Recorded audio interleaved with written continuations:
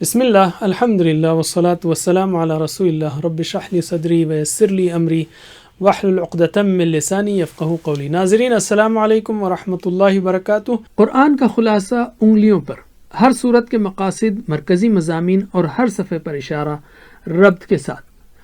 پارہ نمبر 2، 15 سطری مصحف کے اعتبار سے۔ اب ہم لیتے ہیں پہلے 5 صفحات۔ سورہ البقرہ چل رہی ہے اور یہ صورت مدنی دور کے ابتدائی حصے میں نازل ہوئی، یا اس کا بڑا حصہ اس وقت نازل ہوا۔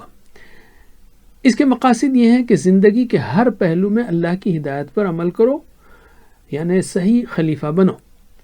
اس کے مرکزی مضامین ہیں ہدایت کیا اور کس کے لیے، ہدایت کے ماڈلز، حضرت آدم، بنی اسرائیل، حضرت ابراہیم، صحابہ وغیرہ علیہم السلام۔ یہاں ہوا پہلا پارہ ختم۔ دوسرے پارے کے پہلے 5 صفحات ہیں ہدایت کے بنیادی پہلو، جیسے حق کی گواہی، صبر، کتاب کو نہ چھپانا، اللہ کی محبت، حقیقی نیکی وغیرہ، اور آخری 23 صفحات ہیں سورت کے ہدایت کی تفصیل والے۔ اب ہم لیتے ہیں ہر صفحے سے ایک مضمون۔ یاد رہے کہ ہر صفحے میں دوسرے مضامین بھی ہیں۔ قبلے کی تبدیلی۔ اللہ نے قبلے کو تبدیل کیا اور ساتھ ہی ساتھ مسلمانوں کو امت وسط بنایا اور انہیں دین کو پہنچانے کی ذمہ داری دی۔ صبر و صلاح۔ اللہ کے احسانات کے جواب میں اس کا ذکر و شکر کرو، آزمائشوں کے مقابلے میں صبر و صلات سے اللہ کی مدد حاصل کرو۔ لعنت کتاب کو چھپانے پر۔ اللہ کی کتاب کا انکار کرنے والوں یا اس کو چھپانے والوں پر اللہ کی لعنت ہوتی ہے، اس لیے قرآن کے پیغام کو چھپا کر نہ رکھو جبکہ دنیا ہدایت کی پیاسی ہے، ساری انسانیت تک اسے پہنچاؤ۔ محبت اللہ سے۔ ایک سچا مسلمان ہونے کی حیثیت سے ہمیں صرف اللہ ہی سے حقیقی محبت رکھنی چاہیے۔ اللہ کے مقابلے میں دوسروں سے زیادہ محبت کرنے والے قیامت کے دن نہایت پریشان ہوں گے۔ حلال کھاؤ، حرام سے پرہیز کرو۔ نیکی۔ اگلی آیات میں مختلف احکام دینے سے پہلے اللہ نے بتایا کہ حقیقی نیکی کیا ہے، یعنی اللہ پر، رسولوں پر، کتابوں پر اور آخرت پر ایمان لانا، اللہ کی راہ میں خرچ کرنا، وعدوں کو پورا کرنا اور سخت حالات میں صبر کرنا، نماز قائم کرنا وغیرہ اللہ کے نزدیک نیکی کے کام ہیں، اور ایسے نیک کام کرنے والے ہی سچے ہیں اور متقی ہیں۔ تو یہ ہوئے پہلے 5 صفحات، اور ان اشاروں کو جوڑنے کے لیے یہ جملے ہیں۔ قبلہ تبدیل ہوا اور تمہیں امامت کی ذمہ داری دی گئی، اس کو پورا کرنے کے لیے صبر و صلات کی پابندی کرو۔ اہل کتاب کی طرح مت بنو جنہوں نے کتاب کو چھپایا اور پھر ان پر لعنت ہوئی۔ صرف اللہ ہی سے سچی محبت کرو اور حقیقی نیکی کو نہ بھولو۔ ان کو آپ دائیں ہاتھ کے 5 انگلیوں پر یاد کریے، اور کی ورڈز کو خاص طور پر، یعنی قبلہ، صبر، لعنت، محبت، نیکی۔ قبلہ، صبر، لعنت، محبت، نیکی۔ الحمدللہ۔ اب ہم لیتے ہیں اگلے 5 صفحات، یعنی صفحہ نمبر 6 سے 10۔ قصاص۔ اللہ نے معاشرے کو جرائم سے محفوظ رکھنے کی خاطر قصاص کا حکم دیا، پھر وصیت کے احکام دیے اور تقوی پیدا کرنے کے لیے روزوں کا حکم دیا۔ رمضان میں قرآن مجید نازل ہوا، اس میں روزہ رکھو، روزے اور اعتکاف کے آداب کا خیال رکھو۔ قتال کے احکام۔ اس وقت مسلمان مدینہ ہجرت کر چکے تھے، پھر بھی کفار نے مدینے پر متعدد حملے کیے، اس لیے مسلمانوں کو ان کی اپنی حفاظت کی خاطر قتال کا حکم دیا اللہ نے، اور ساتھ ہی حد سے نہ گزرنے کی بھی تاکید کی۔ حج۔ اس وقت اہل ایمان، جیسا کہ بتایا گیا، مختلف قسم کے دشمنوں کے درمیان گھرے ہوئے تھے۔ ان حالات میں اور عام حالات میں اللہ نے حج کے تعلق سے احکام بتائے، نیز حج کے مہینے اور حج کے آداب بتائے اور تقوی اختیار کرنے کی تاکید کی۔ حج میں ذکر اور دعا۔ حج کے تعلق سے کفار و مشرکین کے غلط رسم و رواج کو اللہ نے ختم کیا، حج میں تجارت کو جائز قرار دیا، عرفات کو جانے کا حکم دیا اور حج میں دعا و ذکر کی خاص تاکید کی۔ مشہور قرآنی دعا ربنا آتنا فی الدنیا حسنہ وفی الآخرۃ حسنہ اسی جگہ مذکور ہے۔ تو یہ ہوئے 5 صفات، اور ان کے اشاروں کو جوڑنے کے لیے یا یاد رکھنے کے لیے جوڑ کر یہ ہیں جملے: قصاص، وصیت، رمضان، قتال، حج، اور حج میں ذکر و دعا کے احکام کو یاد رکھو جن پر عمل کرنے میں ہی تمہاری بھلائی ہے۔ اب ان اشارات کو جوڑنے والے جملے یاد کرنے کے بعد یا یاد رکھنے کے بعد ان کے کی ورڈز کو خاص طور پر یاد رکھیے۔ قصاص، رمضان، قتال، حج، حج۔ قصاص، رمضان، قتال، حج، حج۔ الحمدللہ۔ اب ہم لیتے ہیں صفحات 11 سے 15۔ اسلام میں پورا داخل ہو جاؤ، شیطان کے نقش قدم پر مت چلو، وہ تمہارا کھلا دشمن ہے۔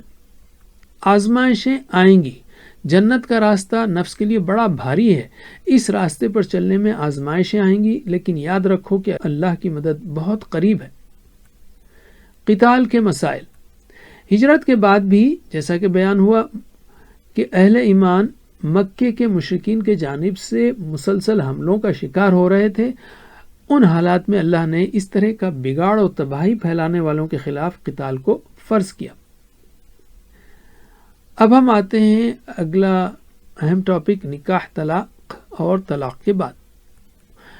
باہر سے حملوں کے بچنے کا ذکر ہوا یعنی پچھلے صفحات میں، اب مسلمانوں کے اندرونی معاشرے کو مضبوط رکھنے کا ذکر ہے۔ خاندان انسانی معاشرے کا بنیادی سکون ہے اور نکاح اس کی بنیاد ہے۔ اللہ نے حکم دیا کہ مشرکات سے نکاح نہ کرو، مومنات سے نکاح کے بعد پاکی کا خیال رکھو۔ طلاق۔ کبھی ایسا ہوتا ہے کہ نکاح کے بعد میاں بیوی کے تعلقات ٹھیک نہیں رہتے یا اختلافات ہو جاتے ہیں اور علیحدگی کی نوبت آ جاتی ہے، اس لیے طلاق اور خلع کے بارے میں ہدایات دی گئی۔ تو یہ ہوئے 5 صفحات 11 سے 15 تک، اور ان کو جوڑنے کے لیے 2 سیٹ ہیں۔ ایک ہے اسلام میں پورا داخل ہو جاؤ، اس دوران تم پر مختلف آزمائشیں آ سکتی ہیں اور یہ بھی ہو سکتا ہے کہ کبھی تم دوسرے سے قتال کریں، ہر حال میں ثابت قدم رہو، اور نکاح ہو یا طلاق ہر ایک میں اللہ کے حکم پر عمل کرو۔ ان اشارات کو اپنی انگلیوں پر یاد رکھیے، اب خاص کر کی ورڈز کو: اسلام، آزمائشیں، قتال، نکاح، طلاق۔ اسلام، آزمائشیں، قتال، نکاح، طلاق۔ الحمدللہ۔ اب ہم لیتے ہیں صفحات 16 سے 20۔ عورتوں کا خیال۔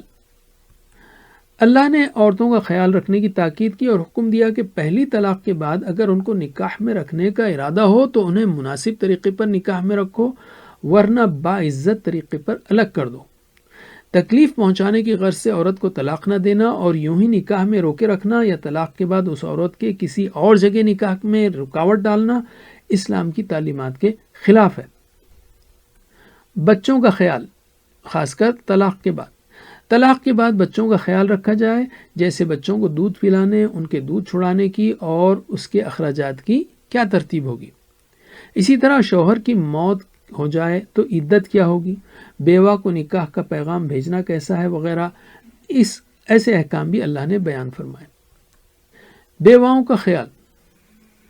اللہ نے مہر کی تفصیل دی، نماز کی تاکید کی اور بیواؤں کا خیال رکھنے اور ان کے حقوق کو ادا کرنے کا بھی خاص طور پر حکم دیا۔ بیچ میں نماز کا حکم ہے، گویا صرف نماز پڑھنا ہی کافی نہیں، سارے معاملات میں اللہ کے احکام پر عمل کرنا ہے اور نماز کا اثر سب معاملات میں آنا چاہیے۔ قتال و انفاق۔ جس دور میں یہ آیات نازل ہوئیں اس وقت مدینے میں موجود اہل ایمان کو مختلف دشمنوں کا سامنا تھا، اس لیے اللہ نے مسلمانوں کو اپنی حفاظت اور دفاع کی خاطر اللہ کی راہ میں قتال کرنے اور اللہ کی راہ میں مال خرچ کرنے پر ابھارا۔ طالوت و جالوت۔ اللہ کی راہ میں قتال کرنے اور حق پر ثابت قدم رہنے کے لیے اللہ نے طالوت اور جالوت کے واقعے کو مثال کے طور پر پیش کیا۔ اس واقعے میں پیغام ہے کہ میدان جنگ میں وہی لوگ کامیاب ہوتے ہیں جو صبر سے کام لیتے ہیں، اپنے قائد کی فرما برداری کرتے ہیں اور اللہ سے مدد کے لیے دعا کرتے رہتے ہیں۔ تو یہ ہوئے صفحات 16 سے 20، اور ان کے اشارات کو جوڑے رکھنے اور ان کو یاد رکھنے کے لیے یہ جملے ہیں: طلاق کے بعد عورتوں سے سلوک ہو یا بچوں کا معاملہ یا پھر مہر یا بیوہ کے احکام ہو، اللہ کے حکم پر عمل کرنے میں کوتاہی نہ کرو۔ حق کی خاطر قتال کا حکم پہلے بھی دیا گیا تھا، جیسے طالوت نے اللہ کے دشمنوں سے قتال کیا اور انہیں شکست دی۔ تو اب ان اشارات کو، خاص کر کی ورڈز کو انگلیوں پر یاد رکھیے، بائیں ہاتھ کی 5 انگلیوں پر. عورتوں، بچوں، بیواؤں کا خیال، قتال و تعلق. عورتوں، بچوں، بیواؤں کا خیال، قتال و تعلق. تو یہ ہوئے پارہ نمبر 2 کے مقاصد، مرکزی مضامین اور اشارات ربط کے ساتھ.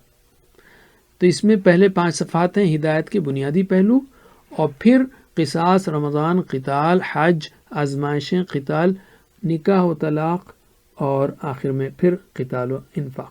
تو گویا پہلے 5 صفحات ہیں ہدایت کے بنیادی پہلو، اور نیکسٹ 15 صفحات ہیں ہدایت کی تفصیل، مختلف احکام.